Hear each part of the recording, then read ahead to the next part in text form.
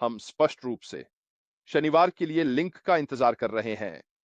ये हमारे सीईओ अशिम मुफारा द्वारा एक अंतरराष्ट्रीय वेबिनार है और जहां तक मुझे पता है, यह विभिन्न यूट्यूब चैनलों पर भी प्रसारित होगा और उसका लिंक मेमलाकिस ओईएस में होना चाहिए।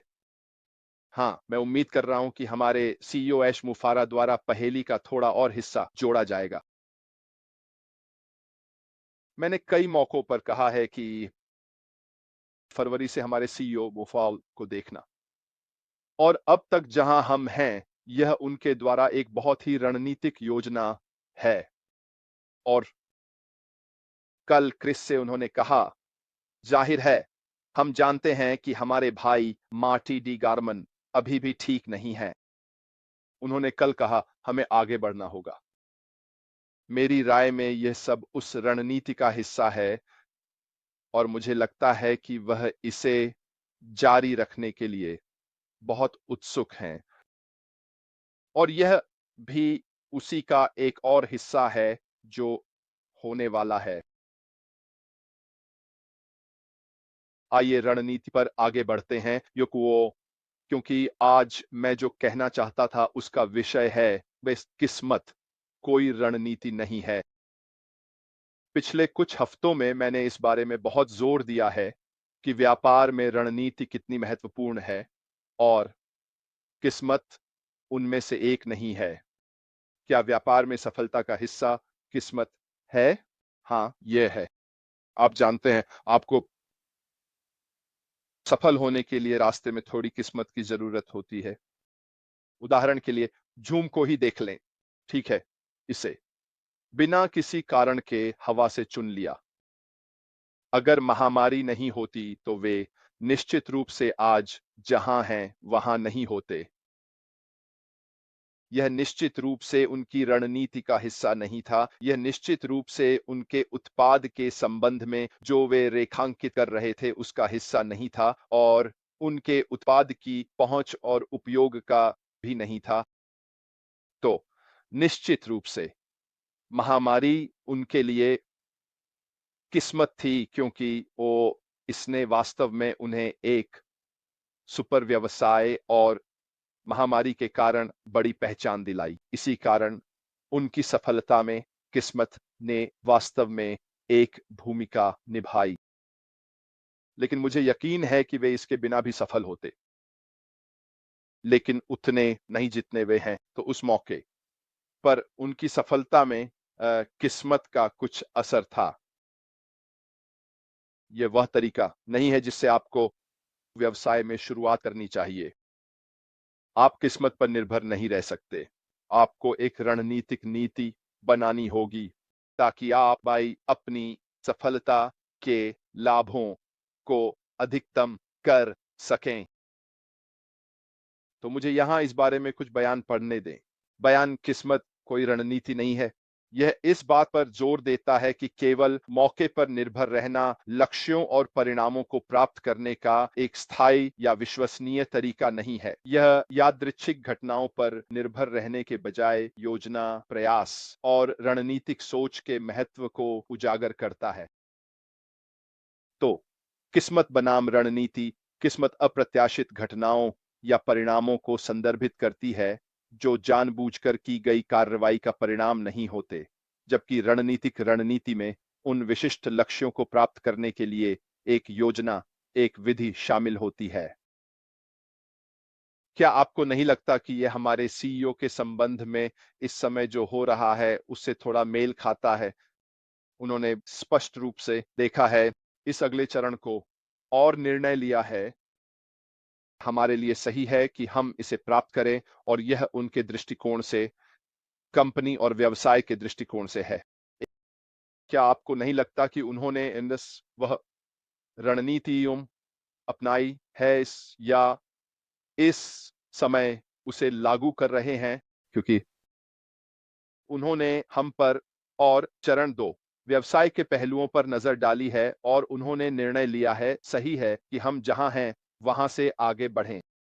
और जब मेरा मतलब है कि हम अभी जहां हैं, हमारी वर्तमान स्थिति के अनुसार चरण 2 तक बीच मेन कुछ चीजें करनी होती हैं और यह उनकी रणनीति है।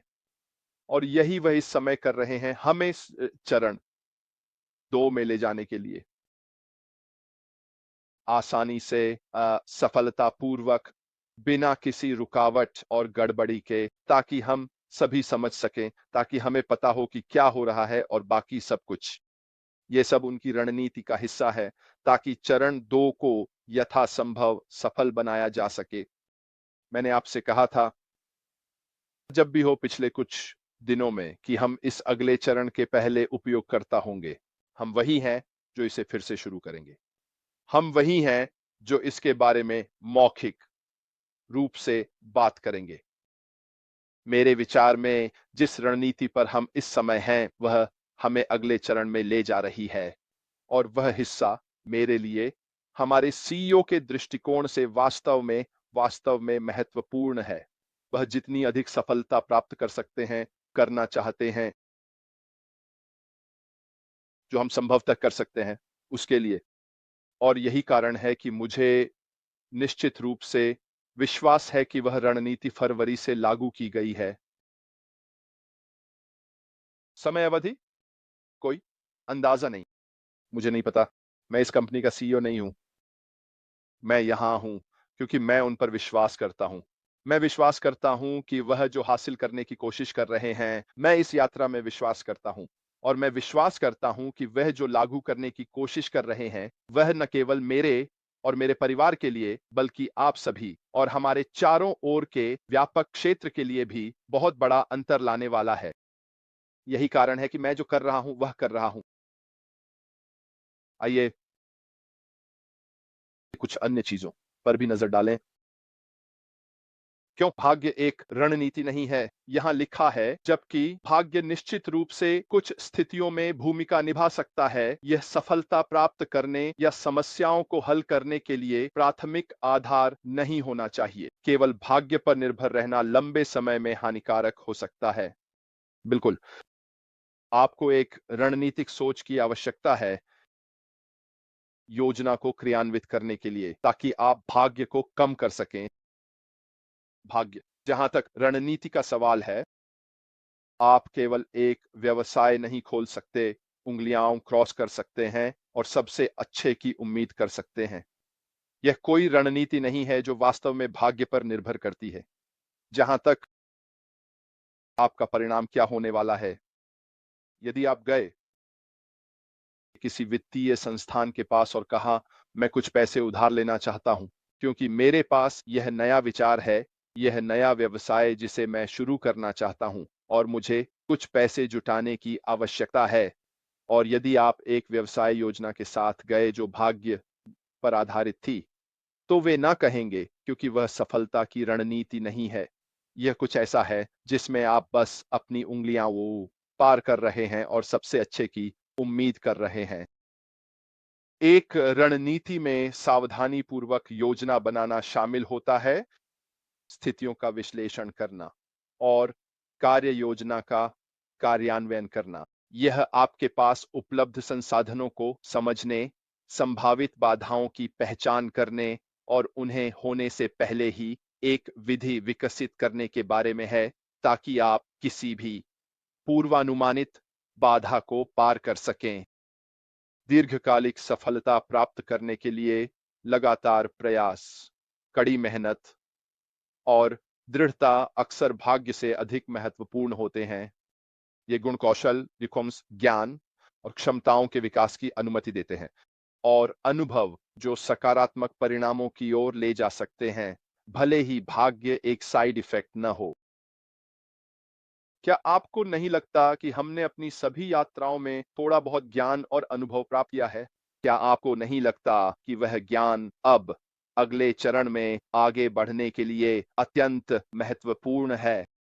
क्योंकि हम शून्य से शुरू नहीं कर रहे हैं, हम ऐसी जगह से शुरू नहीं कर रहे हैं जहां हमें कोई ज्ञान नहीं है। हम ऐसी जगह से शुरू नहीं कर रहे हैं जिसके बारे में हमें वास्तव में कुछ भी नहीं पता।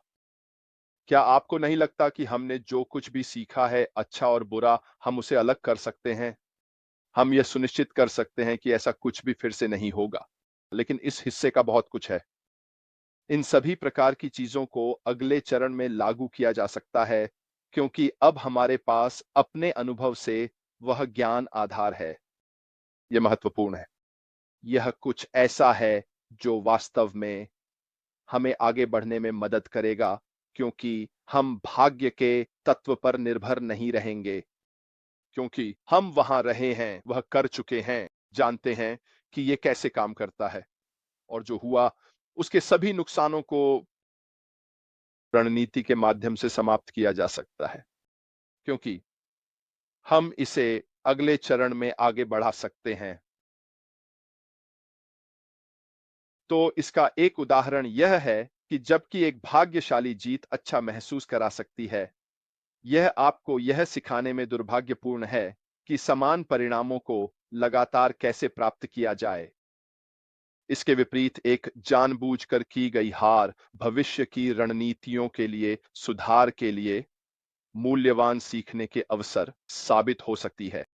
इसलिए एक सफल रणनीति संयोग पर आधारित नहीं होती, बल्कि एक स्थिर और विश्वसनीय प्रणाली बनाने पर आधारित होती है, जो समय के साथ वांछित परिणाम उत्पन्न कर सके। यह प्रणाली तथ्यों, ज्ञान और विश्लेषण पर आधारित होनी चाहिए, उम्मीद पर नहीं।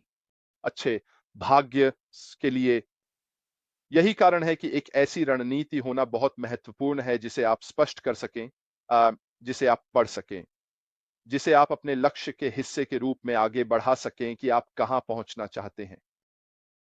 बहुत बहुत महत्वपूर्ण। लेकिन मैं फिर से कहूंगा, क्या हमें कभी-कभी भाग्य की आवश्यकता होती है? बिल्कुल। व्यापार और जीवन में भाग्य का बहुत महत्व होता है, और सभी रूपों में। कभी-कभी आप यह अभिव्यक्ति सुनते हैं, मुझे थोड़ी किस्मत मिली, या निर्णय से अधिक भाग्य। इन सभी प्रकार की बातें आप सुनेंगे, लेकिन यह कोई रणनीति नहीं है। ये कुछ ऐसा नहीं है जो समय की कसौटी पर खरा उतरेगा। वास्तव में वही रणनीति होगी जो हमें भाग्यशाली लोगों से अलग करेगी। मैं ये हमेशा सुनता हूं, लोग मुझसे कहते हैं, आप भाग्यशाली हैं, आप उस स्थिति में हैं जिसमें आप हैं। आप भाग्यशाली हैं कि आपके पास यूट्यूब पर वे संख्या है जो आपके पास हैं। आप भाग्यशाली हैं। इस व्यवसाय में मेरे जो संबंध हैं उनके कारण इनमें से कुछ भी भाग्य पर निर्भर नहीं है। मैं आपको आश्वस्त कर सकता हूं कि इनमें से कोई भी किस्मत पर निर्भर नहीं है। ये निर्भर करता है संगति, कड़ी मेहनत, रणनीति, इन सभी प्रकार की चीजों पर, लेकिन निश्चित रूप से किस्मत पर नहीं। अगर हम सभी किस्मत पर निर्भर होते तो हमारे पास ऐसे व्यवसाय नहीं होते जैसे हमारे पास हैं, जिन्हें हम सभी उपयोग करते हैं। वैसे भी दोस्तों, मैंने सोचा कि मैं आज आपके लिए यह बात सामने लाऊं। मुझे निश्चित रूप से लगता है कि यह जानना बहुत महत्वपूर्ण हिस्सा है, वास्तव में इस समय क्या हो रहा है। यदि आप समझते हैं कि इस समय जो हो रहा है वह रणनीतिक है, तो यह आपको हमारे एक से दूसरे की ओर बढ़ते हुए, यह निश्चित रूप से आपको यह समझने में मदद करेगा कि यह सब बहुत रणनीतिक रूप से किया जा रहा है ताकि हम अगले हिस्से में जा सकें। क्या रास्ते में कोई बाधाएं हैं जिन्हें हमारे सीईओ को पार करना है? क्या हम अगले हिस्से तक पहुंचने से पहले? हाँ, शायद ऐसा ही है। क्या उन्होंने इनमें से कई को रेखांकित किया है? हाँ, उन्होंने किया है। फिर से, यह भी रणनीति का हिस्सा है, खुला, ईमानदार, स्पष्ट होना, ताकि हम जो वह हमें बता रहे हैं, उसके ज्ञान के आधार पर अपनी राय बना सकें। यही कारण है कि हमारे लिए यह बहुत महत्वपूर्ण है कि हम आएं और खुले कानों से सुनें। हमारे सीईओ के लिए, ताकि हम जो वह कहने की कोशिश कर रहे हैं, उसे समझ सकें, बजाय इसके कि हम उन कुछ खास शब्दों को सुनने की कोशिश करें जो हम चाहते हैं कि वह कहें। यह आपकी मदद नहीं कर रहा है। यह आपकी यात्रा में मदद नहीं कर रहा है, और निश्चित रूप से यह परिणाम को नहीं बदलेगा। वैसे भी यहाँ होने के लिए आप सभी का बहुत-बहुत धन्यवाद।